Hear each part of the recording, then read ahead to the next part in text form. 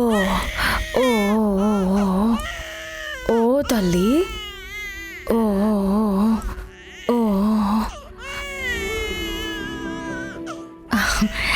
ఆకలిస్తుందా అత్తయ్య?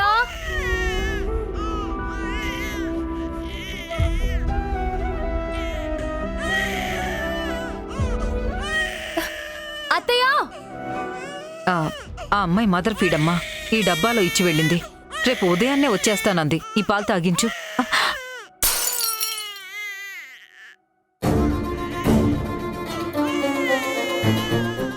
అయ్యో జారిపోయింది అత్తయ్య. నా చేతుల మీదుగానే జారిపోయిందమ్మా.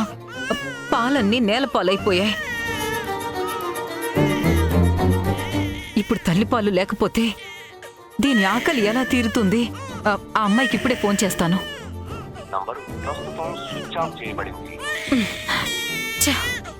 ఏమైంది అత్తయ్య? ఆ అమ్మాయి ఫోన్ స్విచ్ ఆఫ్ వస్తోంది. అర్జెంట్ ఉంటే ఫోన్ చేస్తాను, అందుబాటులో ఉండమని అప్పటికి చెప్పి పంపాను.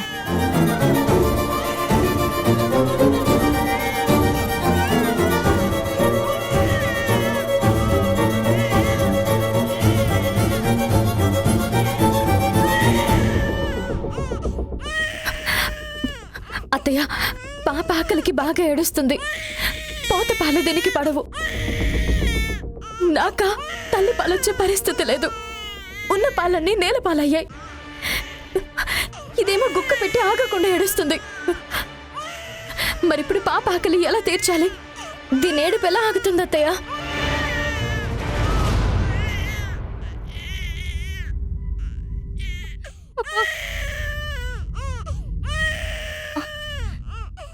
పాపా,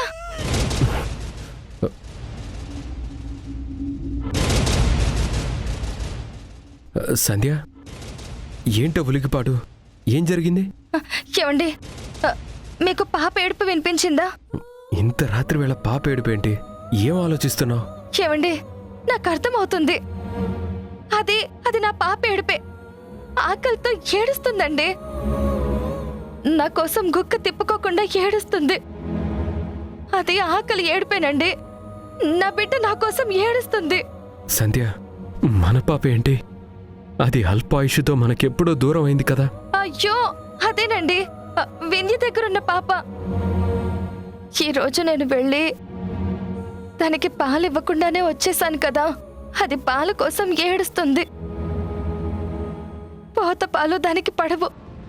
ఈ అమ్మ పాలు లేనిదే అది నిద్రపోదు. నాకు అర్థమవుతుంది. పాప అమ్మ పాల కోసం ఏడుస్తుందండి. సంధ్య, ఇప్పటికే నీ పైన వాళ్ళు దొంగతనం నెపం వేశారు. ఇప్పుడు పాలివ్వడం కోసం వెళ్ళినా పాప అనే వంకతో దొంగతనానికి వచ్చావని అంటారు. ఆ ఎస్ఐ ఎలా మాట్లాడాడో నువ్వు చూసావు కదా. అమ్మ చెప్పింది, నేను చెప్పాను ఆ ఇంటికి వెళ్ళొద్దని. అయినా మళ్ళీ ఎందుకు సంధ్య దాని గురించి ఆలోచిస్తున్నావు? ఇదిగో, ఎక్కువగా ఆలోచిస్తుంటే ఇలాంటి కలలే వస్తాయి. అక్కడ పాపం చూసుకోవడానికి వింధ్య ఉంది, రాజేష్ ఉన్నాడు, వాళ్ళ నానమ్మ, తాతయ్య, పనివాళ్ళు అందరూ ఉన్నారు కదా. వాళ్ళకి బోల్డ్ అంత డబ్బు కూడా ఉంది. సంధ్య, నా మాట విను. మనం ఎప్పటికీ వాళ్ళకి బయట వాళ్ళమే. ఆ బిడ్డకి మనకు ఎలాంటి సంబంధం లేదు. పరాయి బిడ్డ పైన మమకారం పనికిరాదు. ఎంత ప్రేమ పెరిగితే అంత బాధపడాల్సి వస్తుంది. తెంచేసుకో సంధ్య, నిద్రపో.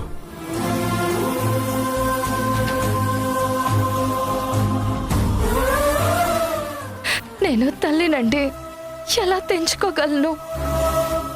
అమ్మా, పాప ఏడుస్తుంటే అలా చూస్తున్నారేంటి? వాణి, అదేంటి పాలన్నీ నేలపాలయ్యాయి?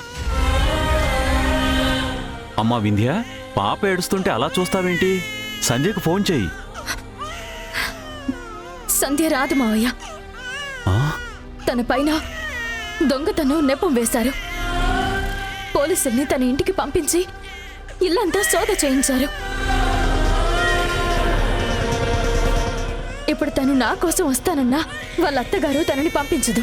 వాణి, అమ్మాయి ఏం మాట్లాడుతుంది? తను చెప్పేది నిజమా? అమ్మా, ఏమైందమ్మా నీకు? సంజయ్ పైన కంప్లైంట్ చేశావా? తను ఎలాంటిదో నీకు తెలీదా? మనకు హెల్ప్ చేయడానికి వచ్చిన అమ్మాయి పైన నువ్వు అంత పెద్ద నింద వేస్తావా? అడుగుతున్నారు కదా అత్తయ్య, సమాధానం చెప్పండి.